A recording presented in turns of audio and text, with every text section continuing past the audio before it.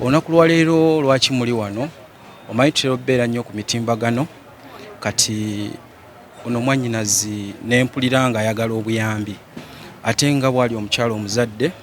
kubanga naye bwe yali ng'akyayina amaanyi abantu bangi nnyo abaali baliira wansi we kati nange n'ensalawo ne ŋŋamba leero mujje wano akatono ke nnina nange nkamuwe nga bwe tusobola okuyamba abayimbi nga balina ebivvulu ne nange n'ensalawo leero era akatono ke nnina mbe nga muyamba nnyabo. Oyogedde ku kyekivvulu olinga agamba nti wamuwuliddeko nti alina ekivvulu era bibadde bitambula ng'olunaku lwa leero ayinayo ekintu kye kyagenda okutambuza ekiro nange kwe kusalawo ne ŋŋamba kamuddukirire era tulabe nga tukitambuza bulungi nnyo akitambuze bulungi era nkubiriza nnyo abantu bonna yenna asobola bayambe ono omukyala embeera gy'alimu yennyabo. Amaze ebbanga ki ng'omuwulira nga timuredi? Ebbanga ndimaze nga ddene nnyo kubanga kyatuuse n'ekiseera ne bamubikka era nange kyankutteko nnyo ne mwannyinazi kyenkusaba ebigambo by'abantu biveeko era feel yourself, be proud of you kubanga omuntu okubika tebalina buyinza ku bulamu bwo. It's only God alina obuyinza ku bulamu bwo mukadde wange.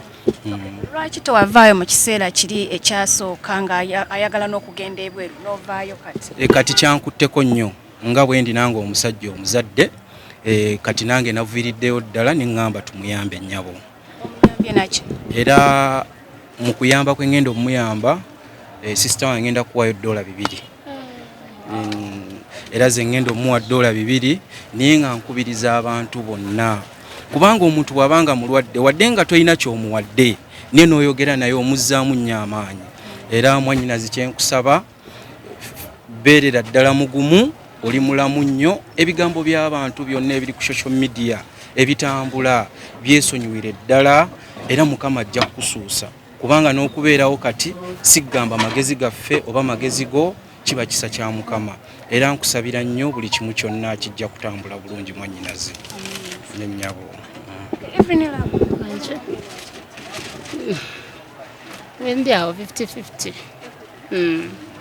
Wategese n'ekivvulu olinamu amaanyi aganaakuba abantu omuziki era babeere ready sawa 2 sawa 2 ez'akawungeezi babeere set tugenda ku having a fun nga wetudonatinga initiative ya mutabani wange agala kustandinga wamu n'abalwadde b'ensigo kubanga tuluddemu amanyi bye tuyitamu amanyi bye tulakinga bingi nnyo bye tulakinga kati ate nze nga public figure buli muntu atuukirako nze balowooza banange ate nina ate nga nange neetaaga okuyambibwa ate kati nange mba nyina oyamba ku bannange so that's it. Omwami ono oyinza mugamba kikoza bw'aba akuyambye $200 essaawa zino oyinza mugamba? Nyinza mwebaza ne nebaza Katonda okuleeta naye Katonda alese bamalayika mu bulamu bwange kati naye ali omu ku bo kyenyinza okugamba nebaza Katonda olwokuba naye amundeetedde kuba kati omuntu bwakuddukiramu a friend in need is a friend indeed omanya akwagoseeko mukwano mulungi. Sente zino osuubira zikolamu ki?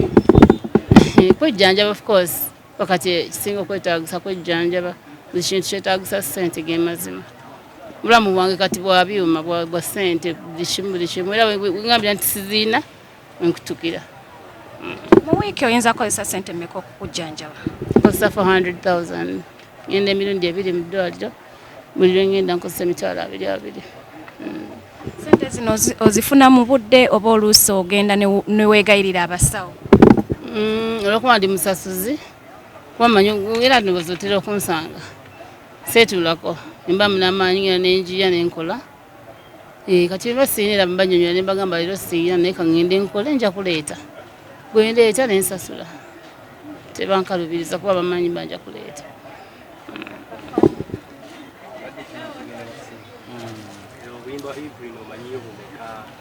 Obuyimba bwa Evelyn amazima amatuufu nze omuziki sigugenda nnyo naye nga obuyimba bwe obumuntera obbuwulira sibumanyi mannya naye nga ye mukyala mukubi wa muziki era leero nkubiriza nnyo abantu ssaawa 2 bannaye mubeere ku mukutu sister waffe ono tumuwagire agenda kuba live concert Oh, that's good. Era mwenna mbakubiriza n'abalala bonna abaliyo abawulidde buno omulanga guno bannaye buli omu yenna aveeyo kyayina kyonna nkubiri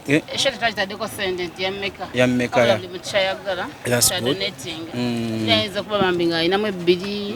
yayinza kuba nga ayagala tuwa bukadde 10 kubanga waliwo omukyala yankubidde nga ayagala kumpa bukadde 4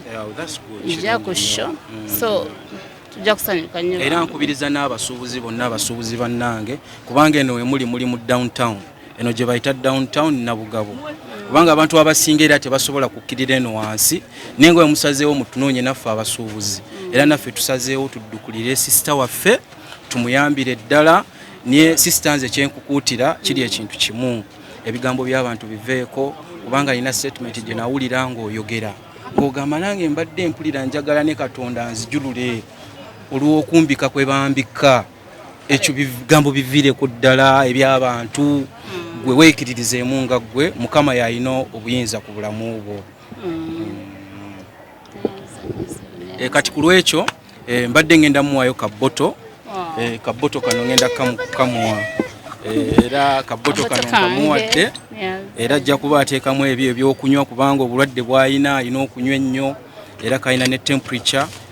kapima ebyokye ebirimu buli kimu kyonna kano kaboto nkakukwasizza mwennyinazi era ngenda muwayo ne ku jumper